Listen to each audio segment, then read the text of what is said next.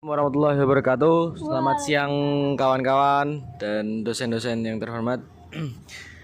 Kami di sini kelompok 3 akan menjelaskan tentang apa tadi Mbak namanya?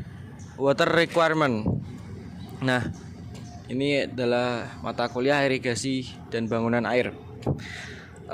Sebelumnya perkenalkan, nama saya Aldoan Fazafian. Saya Mumun Pujiaryani.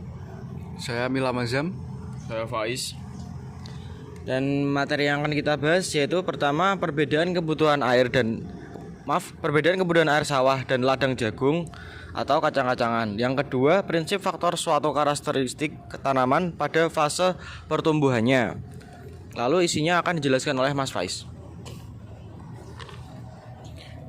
Perbedaan kebutuhan air sawah dan ladang jagung kacang. Bisa kita ketahui gambar berikut ya. Sawah adalah tanah yang diairi untuk tempat menanam padi. Untuk keperluan atau kebutuhan sawah harus mampu menjaga genangan air terhadap padi. Jadi, sawah tempat bercocok tanam yang merupakan lahan basah yang selalu butuh suplai air yang banyak. Dan berikut penjelasan ladang. Ladang sendiri merupakan lahan bukan sawah atau lahan kering yang biasanya ditanami tanaman musiman dan penggunaannya hanya semusim atau 2 musim. Kemudian ditinggalkan bila sudah tidak subur. Silakan Mas Azam. Oke, selanjutnya saya akan jelaskan inti dari perbedaan kebutuhan air sawah dan ladang.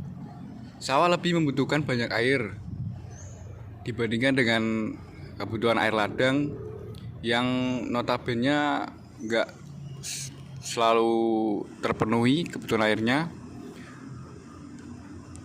bahkan tidak membutuhkan air sama sekali. Oke, selanjutnya prinsip faktor suatu karakteristik bisa dijelaskan oleh Mbak Mumun ya. Miss Mumun.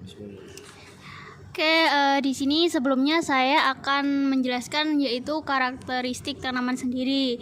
Bisa dibilang karakteristik tanaman sendiri yaitu proses suatu tanaman dalam pertumbuhannya yang membutuhkan air atau kebutuhan air pada proses pertumbuhan tanaman. Nah, secara praktisnya kebutuhan air bagi tanaman atau dikenal sebagai evapotranspirasi potensial. Nah, untuk gambarnya sendiri bisa dilihat. Nah, di sini bisa dijelaskan yaitu koefisien tanaman dapat dibedakan dalam 4 tingkatan sesuai dengan pertumbuhannya. Yang pertama, tingkat awal atau initial stage. Dari tanggal tanam sampai permukaan tanah ditutupi tanaman, yaitu sekitar 10%.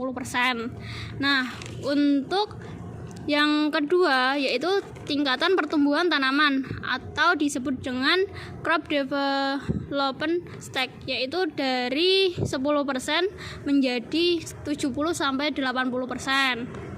Nah, untuk tingkatan yang selanjutnya yaitu tingkat 3 disebut dengan tingkatan pertengahan atau bisa disebut dengan mid season stage, yaitu dari 70 sampai 80% sampai tanaman dewasa.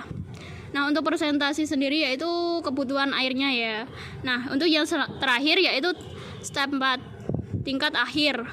Disebut juga late season stage, yaitu dari tanaman dalam diagram atau dari gambar berikut sampai dewasa sampai berbuah atau panen. Nah, bagaimana? Mudah dipahami kan? Nah, oke, semoga materi yang kami sampaikan bermanfaat dan bisa diterapkan di kehidupan kita semua bermasyarakat.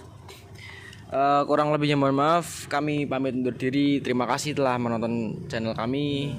Terima kasih. Selamat siang. Wassalamualaikum warahmatullahi wabarakatuh.